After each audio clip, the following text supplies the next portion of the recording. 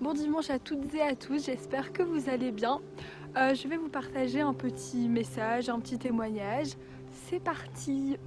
Alors tout d'abord, comme vous le savez très bien, on vit des moments assez difficiles avec le corona et tout ça, et c'est pas toujours facile de rester de bonne humeur, de rester en forme. Mais j'aimerais vous dire une chose, c'est que Dieu est avec nous tout le temps, durant chaque épreuve, et c'est quelque chose que j'ai tendance à oublier personnellement. Mais en fait, le Seigneur est vraiment à côté de toi. Même là maintenant, il est au milieu de nous, même si bien sûr on n'est pas ensemble comme on fait d'habitude à l'église. Il est au milieu de nous. Le Seigneur, c'est notre seul espoir dans la vie. Je sais que si par exemple j'étais pas chrétienne, si j'avais pas le Seigneur dans ma vie, j'aurais vraiment du mal à garder la bonne humeur que j'ai la chance d'avoir en moi. Après bien sûr, comme tout le monde, j'ai des moments où ça va pas trop, où je suis vraiment triste, où je suis perdue, mais le seul refuge vraiment que j'ai, c'est le Seigneur. Je pense qu'on peut vraiment remercier le Seigneur pour cette église, cette famille sur qui on peut compter. Les cultes en vidéo, parce qu'il y a sûrement quelques églises qui ont rien du tout et qui culte depuis presque 1 an maintenant. Ensuite, je suis sûre que dans votre vie personnelle, vous avez des personnes sur qui compter. Et le Seigneur, toutes les personnes qui sont dans vos vies, le Seigneur a voulu les placer dans votre vie. Donc c'est des personnes sur qui vous pouvez compter. Et je vous parle de ça parce que justement, j'ai eu beaucoup de mal dans ma vie de parler genre des choses qui allaient pas. Et puis Dieu m'a vraiment montré, mais j'ai mis tes personnes sur ton chemin. Tu peux leur parler, parle-en, qu'est-ce qui va pas? Car je parlais en fait au Seigneur de tout ce qui allait pas. Mais j'avais besoin d'aide aussi de certaines personnes, de mes amis proches qui allaient m'encourager et tout ça. Et c'est vraiment à partir du moment où je leur ai parlé de mes problèmes que ça a été un soulagement pour moi et vraiment une libération. Donc n'hésitez pas, je vous encourage vraiment à ne pas hésiter à parler de vos problèmes à vos proches parce que ça pourrait les aider à eux aussi par après parler de leurs problèmes à leurs proches. Ensuite, le corona, on a vécu les confinements et les confinements c'était des moments où on pouvait en soi rien faire, on pouvait pas aller voir des amis, on pouvait pas aller voir la famille et donc c'était des moments assez difficiles surtout pour des personnes qui par exemple vivent en appartement. Moi j'ai beaucoup pensé à ça pendant le confinement et j'ai vraiment remercié le Seigneur d'habiter dans un endroit comme ça et d'avoir la place de pouvoir me promener, tandis que je connais des amis qui ont vécu genre le confinement dans des appartements et ça a été très très dur pour eux, donc je remercie vraiment le Seigneur pour ça. Le confinement ça a été un moment d'intimité avec le Seigneur où j'ai pu vraiment me rapprocher du Seigneur et ça a été un changement incroyable dans ma vie, vraiment. Tout ça pour dire que pour moi les confinements qu'on a vécu et même la période qu'on est en train de vivre maintenant, c'est un moment où on a l'occasion d'être plus proche du Seigneur et de pouvoir plus prendre le temps de lire sa Bible et de pouvoir vraiment approfondir notre relation avec le Seigneur et vraiment la renforcer. Parce que là on est en train de vivre des moments difficiles mais ça va s'empirer parce que on va arriver vers la fin et il faut qu'on reste fort parce que Satan il va essayer de plus en plus fort de nous abattre et de déchirer notre foi comme ça. Et du coup, il faut vraiment qu'on reste fort. Donc profitons du temps qu'on a parce qu'on a vraiment de la chance d'être pour la plupart d'entre nous protégés du corona. Après, bien sûr, il y en a quelques qui ont malheureusement été touchés, mais pas des cas encore trop graves, je pense. Et n'oublions pas que nous devons montrer l'exemple, montrer que ce confinement nous a plus endurci qu'autre chose et pour pouvoir après, quand on revoit des gens, être vraiment un exemple de la parole de Dieu. Alors maintenant, je vais vous partager des choses qui, moi, m'ont encouragée pendant ce confinement. Je dirais, c'est mes amis, de voir encore l'entraide, de voir que même si c'est difficile, on arrive à vraiment être là les uns pour les autres, à prendre des nouvelles des autres, à parler de quand ça va pas, à vraiment se soutenir dans ces temps difficiles. Je pense qu'une des plus grandes motivations, ça a été de voir que l'église ne s'est pas éteinte. On a quand même continué à faire des cultes, même si c'était en ligne, on a quand même continué à avoir des rendez-vous pour les jeunes, par exemple UGEB, JV. Et je me rappelle qu'au tout début du confinement, j'y allais vraiment tout le temps et ça me permettait quand même d'avoir ce lien avec les autres, avec Dieu au centre. Et ça m'a vraiment encouragée à partager ma foi beaucoup plus, par exemple sur les réseaux avec des amis, à faire des vidéos.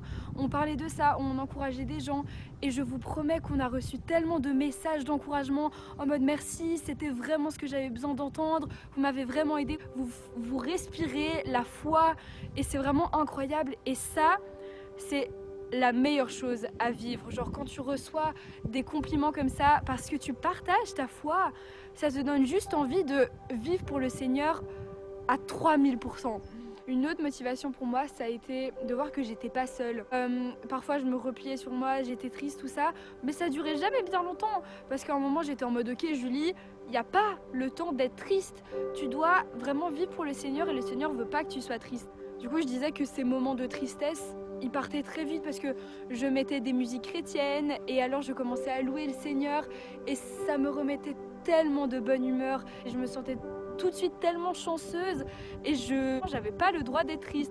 Le Seigneur m'offre tellement de choses dans ma vie de tous les jours que d'être triste, j'avais l'impression de pas être reconnaissante pour tout ce qu'il me donnait. Je veux pas que cette tristesse m'atteigne et que je veux vraiment être dans la joie, dans la bonne humeur pour pouvoir proclamer sa parole aux autres.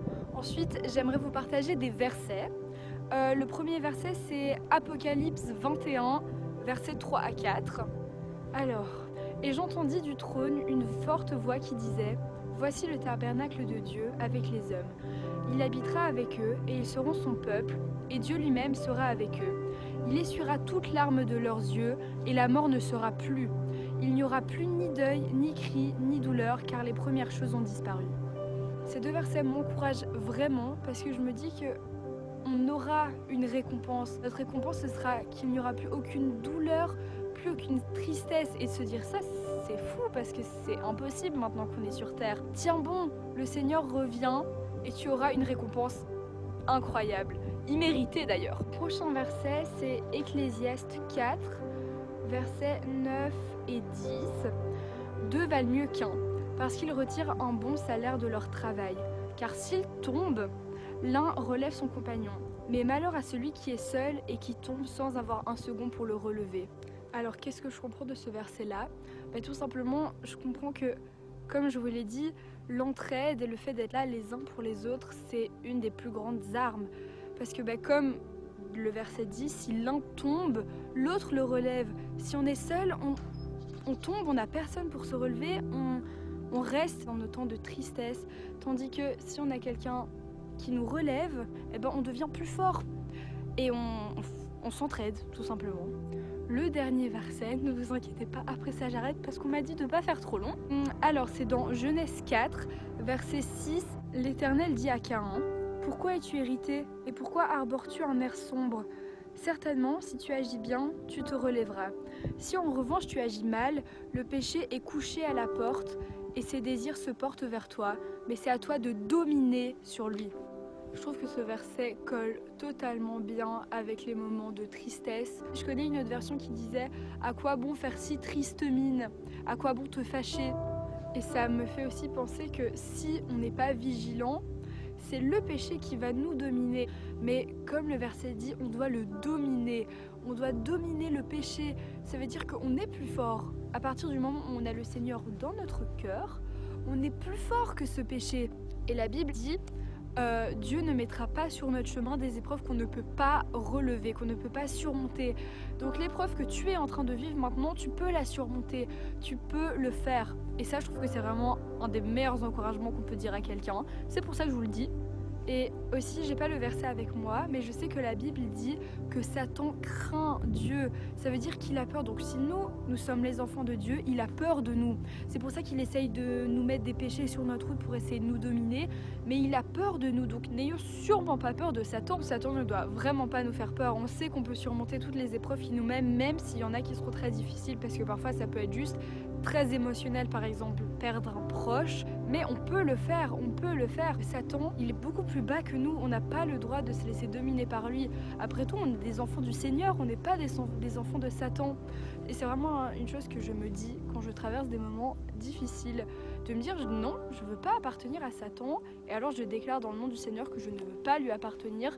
Donc voilà, je vous ai partagé ce que j'avais sur le cœur et j'espère que ça vous aidera. Prenez soin de vous.